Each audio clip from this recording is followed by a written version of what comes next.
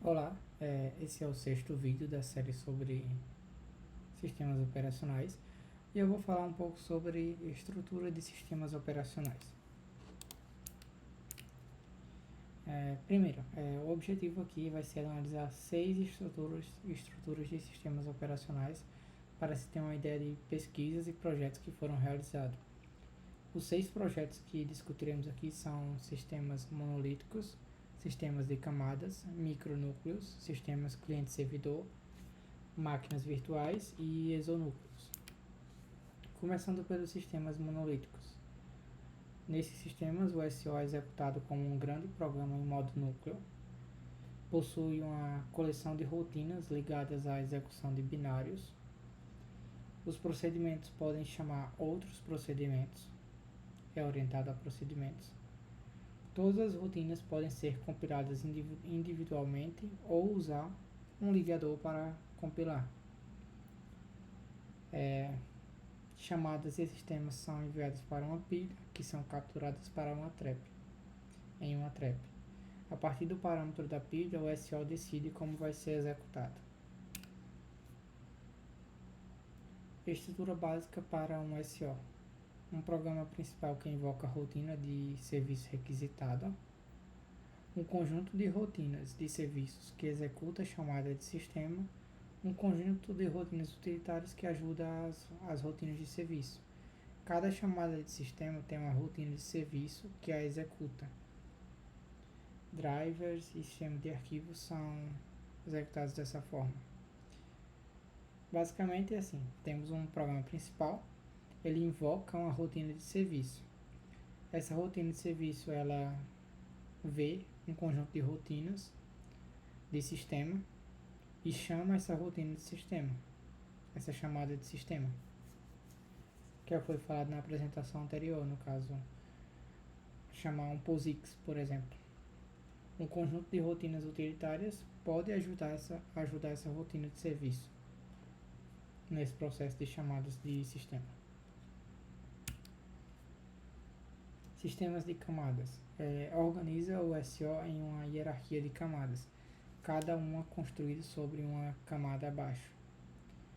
O sistema operacional D foi o primeiro SO de lote simples e funcionava dessa forma, possuindo 6 camadas, uma para alocação do processador e chaveamento de processo, e já tinha multiprogramação básica, executando vários softwares. Gerenciamento da memória principal, pega as informações quando precisa e depois descarta essas informações da memória principal.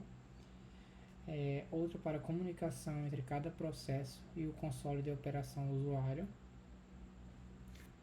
Outra camada para gerenciamento de entrada e saída. A quarta camada onde os programas do usuário se encontram. E a quinta onde ficava o processo operador do sistema. Toda parte do sistema é um executável separado nesse tipo de sistema em camadas.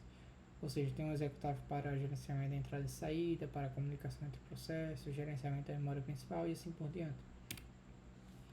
Micronúcleos. Processos de usuário podem ser configurados para ter menos poder, pois erros podem ser fatal para o SO. Essa é uma das vantagens do micronúcleo.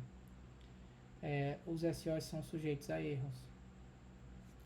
Os micronúcleos, eles dividem o SO em pedaços pequenos e bem definidos. Apenas um dos pedaços é executado em modo núcleo. Isso garante mais confiabilidade e o SO não vai cair. O restante possui processos com menos poderes, ou seja, não em modo núcleo. Se um drive der erro, ele não derruba o sistema inteiro por conta disso. No monolito, o drive fica no núcleo. Se acontecer um erro, ele derruba o sistema. Ele é usado em apps de tempo real, indústrias aviônica e militares. Exemplos de sistemas são o Minix, Integrity e o K42 e o L4. Vou falar um pouco agora sobre o Minix. Ele meio que leva modularidade ao extremo, separa as coisas. O SO possui uma série de processos de usuários que são independentes entre si. O Minix está em conformidade com o POSIX para chamadas de sistema. Tem 12.000 linhas em C. e 1400 em Assembler. Funções de nível muito baixo, essas de Assembler realizam. O C ele escalona processos e possui cerca de 40 chamadas de núcleo. O núcleo quem registra os dispositivos de entrada e saída e é onde ficam os drivers. Acima dos drivers ficam os servidores, fazem a maior parte do trabalho do SO. Os servidores possuem um ou mais servidores, gerencia sistemas de arquivos. O gerente de processos cria e destrói o processo. Servidor de reencarnação é meio que confere se outros servidores e drives estão funcionando corretamente. Se tiver algum servidor com defeito, ele substitui. O SO ele possui muitas limitações no Unix, limitando o poder de cada processo. Cada drive e servidor consegue fazer o seu trabalho, nada mais. Isso garante mais segurança. Aqui é um exemplo. Modo usuário, o micronúcleo controla interrupções, processos e escalonamento.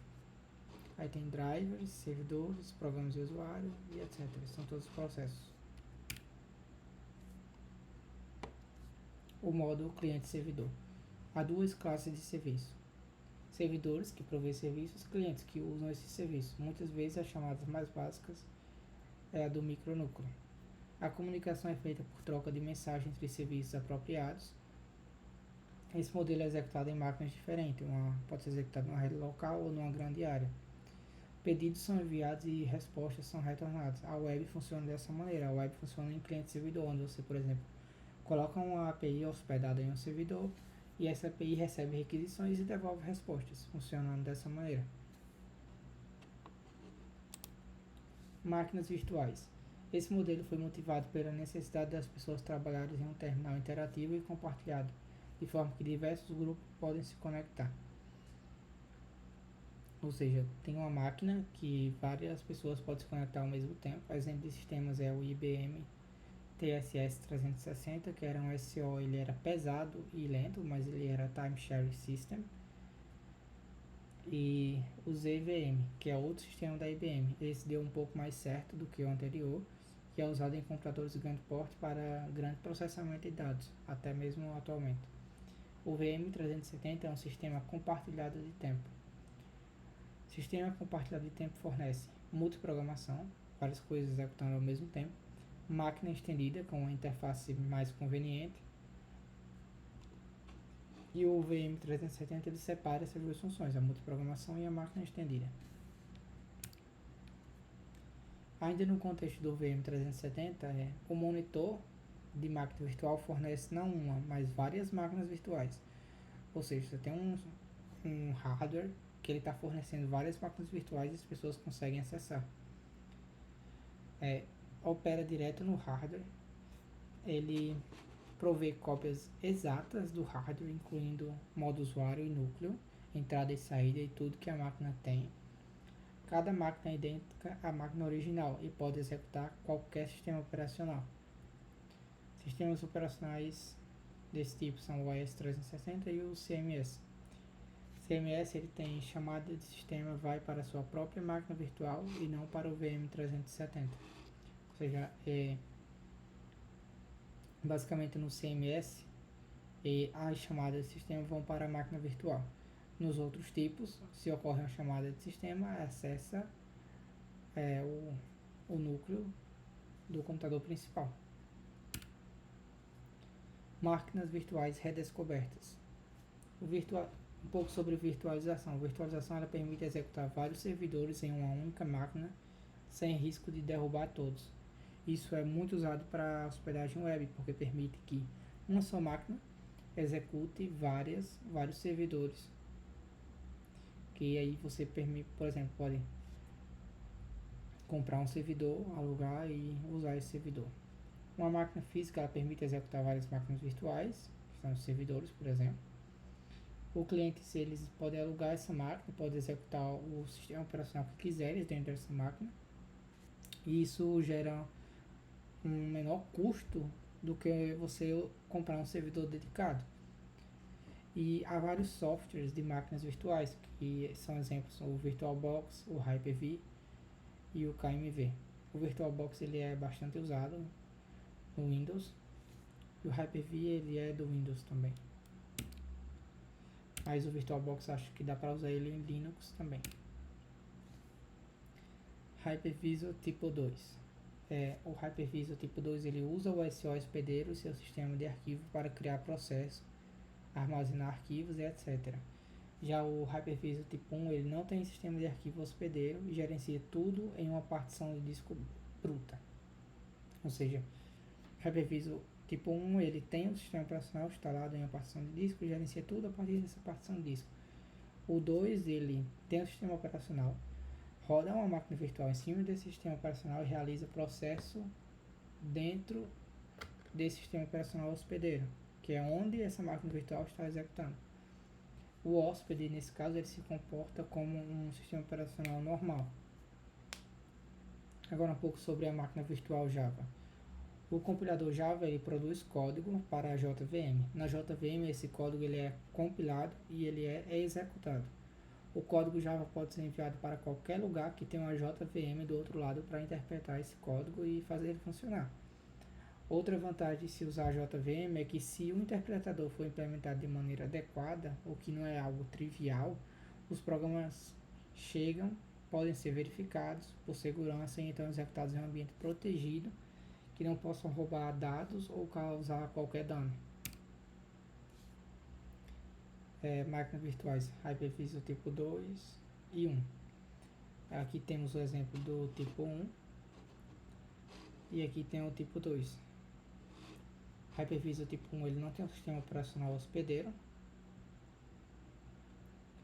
E o tipo 2 ele tem um sistema operacional hospedeiro. Esse sistema ele tem um modo núcleo dele. Aí aqui tem um Hypervisor tipo 2 rodando. E tem o sistema operacional hóspede, que tem vários processos de OS hóspede. E é dessa forma que funciona. Exonúcleos. O exonúcleo ele dá a cada usuário um conjunto de recursos. Pode dividir o bloco de disco entre várias VM. É como se você tivesse uma máquina virtual que ela está em um disco dividido entre várias partes. E é isso. O exonúcleos ele aloca recursos para as VMs. Mantém os registros de para qual máquina virtual foi alocados os recursos. Ele não clona a máquina real, como é o caso das máquinas virtuais. Basicamente você tem um conjunto de recursos agrupado por usuário e pode executar um SO nele.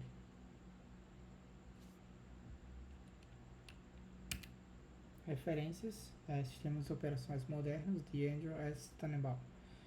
Até mais.